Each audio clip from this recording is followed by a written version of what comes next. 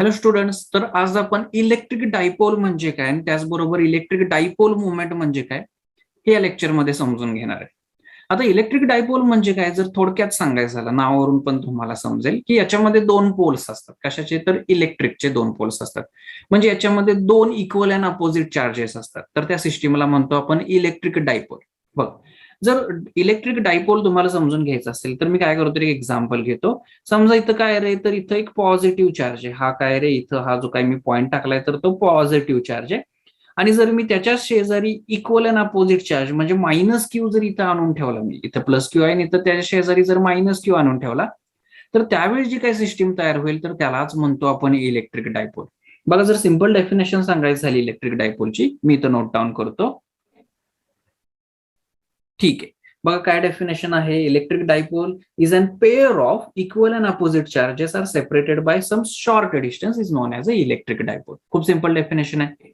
म्हणजे तुम्हाला डेफिनेशन तर कळते इलेक्ट्रिक डायपोलची. आता त्या डेफिनेशन वरून मला एका प्रश्नाचं उत्तर द्या की समजा इथे एक मी सिस्टीम दाखवतो तुम्हाला की इथं आहे -2 क्यू चार्ज आणि त्याच्या शेजारी मी काय करतो रे, प्लस क्यू चार्ज आणून ठेवतो.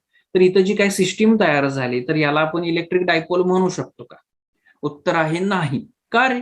इलेक्ट्रिक डायपोल कधी म्हणतो आपण की ज्यावेळेस इक्वल अँड अपोजिट चार्जेस, म्हणजे हा जर क्यू असेल तर त्या शेजारी मायनस क्यू असायला पाहिजे, म्हणजे त्यांची दोघांची मॅग्निट्यूड सेम असायला पाहिजे. पण इथं तर तसं नाहीये, तर त्याच्यामुळं हा जो काय आपण कन्सिडर केलाय तर त्याला आपण इलेक्ट्रिक डायपोल नाही म्हणू शकत. याच्यावरून मी अजून एक तुम्हाला डेफिनेशन सांगू शकतो किंवा एक प्रॉपर्टी सांगू शकतो इलेक्ट्रिक डायपोलची.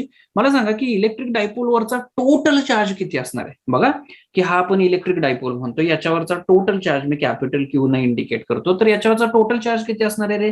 तर तो चार्ज झाला -क्यू प्लस क्यू, म्हणजे किती झाला रे टोटल चार्ज. इलेक्ट्रिक डायपोलवरचा टोटल चार्ज किती असतोय? 0 असतोय. मग ही पण प्रॉपर्टी सांगता येईल तुम्हाला की total charge on electric dipole is 0. Okay, आता तुमच्या मनात असा प्रश्न असेल की सर, जर इलेक्ट्रिक डायपोलवरचा टोटल चार्ज हा 0 असेल तरी पण तो त्याच्या सराउंडिंग रिजनला इलेक्ट्रिक फील्ड प्रोड्यूस करतो का? तर उत्तर आहे हो, तो त्याच्या सराउंडिंग रिजनला इलेक्ट्रिक फील्ड प्रोड्यूस करतो, भलेही त्या इलेक्ट्रिक डायपोलवरचा चार्ज हा 0 असेल ना. कशा पद्धतीने इलेक्ट्रिक फील्ड प्रोड्यूस करतो इथं या डायग्राम मध्ये दाखवले बघा. इथं काय आहे, तर हा आहे पॉझिटिव्ह चार्ज आणि हा आहे निगेटिव्ह चार्ज.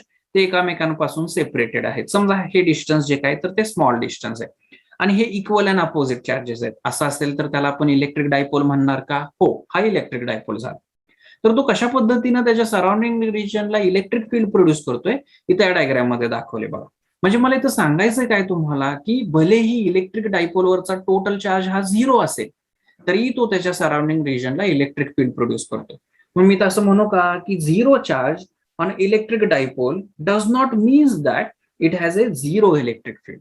ओके, आता तुमच्या मनात असा प्रश्न असेल की सर, तुम्ही आता इलेक्ट्रिक डायपोल आम्हाला सांगताय, तर ही जी काही इलेक्ट्रिक डायपोलची कॉन्सेप्ट आहे तर ती खरं खरं एक्झिस्ट करते नेचरमध्ये का जस्ट ही थेरॉटिकल कॉन्सेप्ट आहे?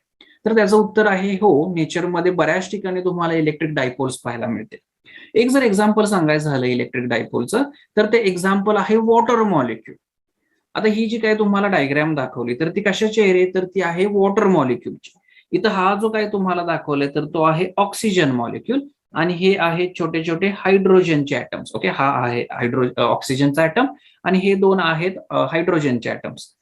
आणि तुम्हाला माहित आहे की हा जो काही ऑक्सिजन असतोय तर तो जास्त इलेक्ट्रोनिगेटिव्ह असतोय. जास्त इलेक्ट्रोनिगेटिव्ह असतोय म्हणजे याचा काय अर्थ झाला की त्याच्यामध्ये ॲबिलिटी असते इलेक्ट्रॉनला स्वतःकडे खेचून घेण्याची. मग जर ऑक्सिजनला ॲबिलिटी असेल इलेक्ट्रॉनला स्वतःकडे खेचून घेण्याची, तर त्याच्यामुळे होतं काय की हे हायड्रोजनचे जे काही दोन इलेक्ट्रॉन्स असतील तर ते काय होतात, ह्या ऑक्सिजनकडे जास्त शेअर होतात. आणि त्याच्यामुळे होतं काय की एक ह्या रिजनला, म्हणजे हा जो काय तुम्हाला रेडिश कलर मध्ये दाखवलाय रिजन, तर तो हा रिजन निगेटिव्हली चार्जड होतो. आणि हा जो काही ब्लूइश कलर मध्ये तुम्हाला दाखवला, ऑब्व्हियसली जर हायड्रोजन ऍटम मधनं एक इलेक्ट्रॉन इकडं ह्या ऑक्सिजनकडे सरकला तर इथं राहणार काय रे, तर इथे एक प्रोटॉन राहणार, म्हणजे हायड्रोजनचा न्यूक्लियस राहणार. म्हणून हा जो काही रिजन असतोय तर तो काय होतो, पॉझिटिव्हली चार्ज होतो. मग मला सांगा की आता इथं निगेटिव्ह चार्ज आणि पॉझिटिव्ह चार्ज हे एकमेकांपासून सेपरेटेड आहेत, तर त्याला आपण इलेक्ट्रिक डायपोल म्हणू शकतो का? हो, म्हणू शकतो. म्हणजे हा जो काही वॉटर मॉलिक्यूल आहे तर तो नॅचरल इलेक्ट्रिक डायपोल. आता हे जे काही मॉलिक्युल्स असतात की ते ऍज ए इलेक्ट्रिक डायपोल म्हणून ऍक्ट होतात, तर त्या पद्धतीच्या मॉलिक्युलला आपण म्हणतो पोलार मॉलिक्युल्स.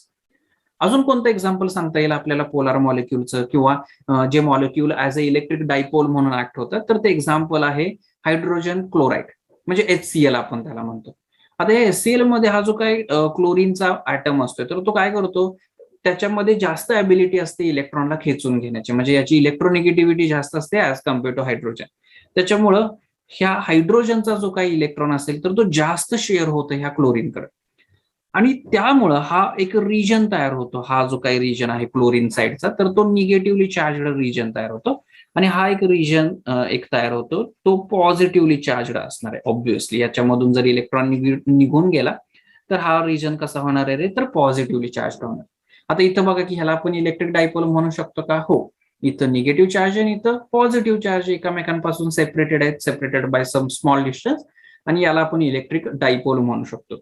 आणि हा जो काही मॉलिक्यूल आहे की जो ऍज अ इलेक्ट्रिक डायपोल म्हणून ऍक्ट करतो, तर त्याला आपण काय म्हणतो, पोलार मॉलिक्यूल. आता हे इलेक्ट्रिक डायपोलच्या रिलेटेड एक टर्म आहे, तर त्याला म्हणतो आपण इलेक्ट्रिक डायपोल मुवमेंट. फरक समजून घ्या इलेक्ट्रिक डायपोल आणि इलेक्ट्रिक डायपोल मुवमेंट मधला. इलेक्ट्रिक डायपोल ही एक कॉन्सेप्ट झाली की त्याच्यामध्ये दोन इक्वल अँड अपोजिट चार्जेस एकमेकांपासून सेपरेटेड असतात. पण ही जी काही इलेक्ट्रिक डायपोल मुवमेंट ही टर्म नाहीये, तर ही आहे फिजिकल क्वांटिटी. आता ही फिजिकल क्वांटिटी नेमकं काय रिप्रेझेंट करतं, तर हे रिप्रेझेंट करते strength of electric field produce due to electric dipole. आपल्याला माहित आहे की इलेक्ट्रिक डायपोल हे इलेक्ट्रिक फील्ड प्रोड्यूस करतात त्याच्या सराउंडिंग रिजन मध्ये. म्हणजे याचा अर्थ काय झाला की समजा मी तुम्हाला एक 5 इलेक्ट्रिक डायपोल्स दिले, त्याच्या सगळे प्रॉपर्टीज मी तुम्हाला सांगितलं, त्याच्यावरचे चार्जेस सांगितले, त्याच्यामधलं सेपरेशन सांगितलं. मी 5 इलेक्ट्रिक डायपोल तुम्हाला दिले, आणि त्याच्यावरून मी जर तुम्हाला सांगायला लावलं की बाबा ह्या 5 इलेक्ट्रिक डायपोल पैकी कुठल्या इलेक्ट्रिक डायपोलची इलेक्ट्रिक फील्ड सगळ्यात जास्त, हे कशावरनं तुम्ही सांगणार, तर हे सांगू शकता तुम्ही इलेक्ट्रिक डायपोल मुवमेंटवर. आता हे जे काही इलेक्ट्रिक डायपोल मुवमेंट आहे की जे आपल्याला स्ट्रेंथ ऑफ इलेक्ट्रिक फील्ड देते, हे नेमकं कसं कॅल्क्युलेट करायचं, तर त्यासाठी बघा मी काय करतो, इथे एक इलेक्ट्रिक डायपोल कन्सिडर करतो. हा एक चार्ज आहे, याच्यावरचा चार्ज मी म्हणतो की ते रे, तर पॉझिटिव्ह क्यू चार्ज आहे, आणि इथे एक चार्ज मी घेतो -Q, इलेक्ट्रिक डायपोल आहे हा. समजा याच्यामधलं सेपरेशन, ओके, इथं ह्या इलेक्ट्रिक डायपोलचा सेंटर आहे, ओरिजिन आहे. इथून इथपर्यंत डिस्टन्स मी एल म्हणतो, इथून इथपर्यंत डिस्टन्स मी एल म्हणतो. हा जो काही इलेक्ट्रिक डायपोल मुवमेंट आहे, तर तो आपण कशा कॅल्क्युलेट करू शकतो, तर त्याचा फॉर्म्युला आहे इलेक्ट्रिक डायपोल मुवमेंट आपण P अल्फाबेटनं रिप्रेझेंट करतो, आणि त्याचा फॉर्म्युला आहे one of the charge, okay, one of the charge into separation between two charges. हा त्याचा सिंपल फॉर्म्युला. काय सांगता येईल, electric dipole movement is nothing but A product of one of the charge and the separation between them. आता ही जी काही term आहे electric dipole movement की जे आपल्याला स्ट्रेंथ ऑफ इलेक्ट्रिक फील्ड देते, तर ही वेक्टर क्वांटिटी असते. ओके, आता वेक्टर क्वांटिटी म्हटल्यानंतर त्याला डायरेक्शन पाहिजे. मग काय डायरेक्शन असते ह्या इलेक्ट्रिक डायपोल मुवमेंटची, तर ती डायरेक्शन असते निगेटिव्ह चार्ज पासून, okay, negative charge to positive charge. तर त्याचबरोबर याचं SI युनिट काय असणार आहे रे, बघा की हा प्रोडक्ट आहे कुणाकुणाचा, चार्जचा आणि डिस्टन्सचा. मग जर असं असेल तर याचं SI युनिट असणार आहे coulomb metre. Okay, coulomb minus metre नाही, कुलम मीटर. ओके, तर आय होप तुम्हाला हे आजचं लेक्चर व्यवस्थित समजलं असेल की ज्याच्यामध्ये आपण इलेक्ट्रिक डायपोल आणि इलेक्ट्रिक डायपोल मुवमेंट म्हणजे काय हे डिस्कस केलं. आपण इथंच थांबूयात, भेटूयात आपण नेक्स्ट लेक्चरला. व्हिडिओ आवडली असेल तर लाईक करा, सबस्क्राईब करा, आणि जे काय तुमचे सजेशन्स असतील तर ते कमेंट बॉक्समध्ये आम्हाला नक्की कळवा.